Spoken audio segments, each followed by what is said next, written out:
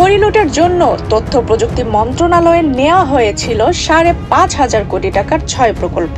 এসব প্রকল্পের সঠিক খরচ ও কেনাকাটা নিয়ে কাউকে কোনো প্রশ্ন না করতে কঠোরভাবে নির্দেশ দিয়েছিলেন সাবেক প্রতিমন্ত্রী জুনায়েদ আহমেদ পলক। সেজন্য ভয়ে এ নিয়ে কেউ কখনো কোনো প্রশ্ন করেনি।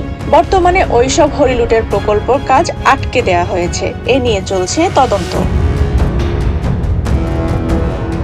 অন্তর্বর্তী সরকার ক্ষমতায় এসে ডাক, টেলিযোগাযোগ এবং তথ্য ও যোগাযোগ প্রযুক্তি খাতের double million offer. Walton fridge কিনে পেতে পারেন 20 লক্ষ টাকা। রয়েছে কোটি কোটি টাকার নিশ্চিত উপহার। প্রকল্পের অনিয়ম ও দুর্নীতি খতিয়ে দেখতে একজন অতিরিক্ত সচিবের নেতৃত্বে উচ্চ পর্যায়ের 7 সদস্যের তদন্ত কমিটি গঠন করেছে। ওই কমিটি এখন কাজ করছে।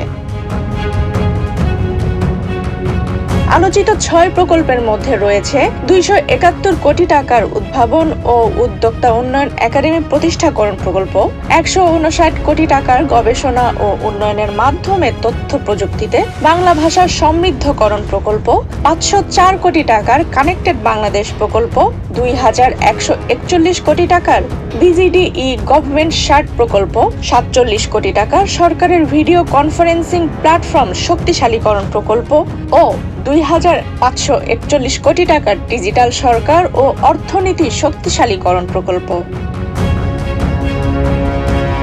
প্রকল্প সংশ্লিষ্টরা জানান, তদন্ত কমিটির কাছে তারা জবাবদিহি করছে। কমিটির পক্ষ থেকে কোনো প্রকল্পের বাজেট কাটছাঁট করার নির্দেশনাও দেওয়া হচ্ছে।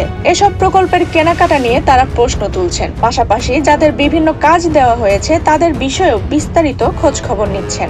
এদিকে এসব প্রকল্পের অনিয়ম নিয়ে একটি তদন্ত কমিটি কাজ করছে। তাদের প্রতিবেদন পেলেই আসল চিত্র জানা যাবে বলে জানিয়েছেন বিজিসির নির্বাহী পরিচালক ডক্টর মোহাম্মদ মেহেদী হাসান। তদন্ত সংশ্লিষ্টরা জানান, বেশিরভাগ প্রকল্পের বাজেট করা হয়েছে খরচের তুলনায় অতিরিক্ত। ইচ্ছে মতো এসব বাজেট বাড়ানো হয়েছে। প্রকল্পগুলোর কাজও দেয়া হয়েছে পছন্দের ব্যক্তি বা প্রতিষ্ঠানকে, আর তাদের মাধ্যমেই আসলে বিপুল অঙ্কের টাকা লুটপাট করা হয়েছে। তদন্ত কমিটির অন্যতম কাজ হচ্ছে এসব লুটপাটের চিত্র জনসাধারণের সামনে তুলে ধরা। পাশাপাশি যারা লুটপাটের সঙ্গে জড়িত তাদেরও খুঁজে বের করা হবে। প্রয়োজনে আইনের মাধ্যমে শাস্তি নিশ্চিত করার সুপারিশ করা হবে।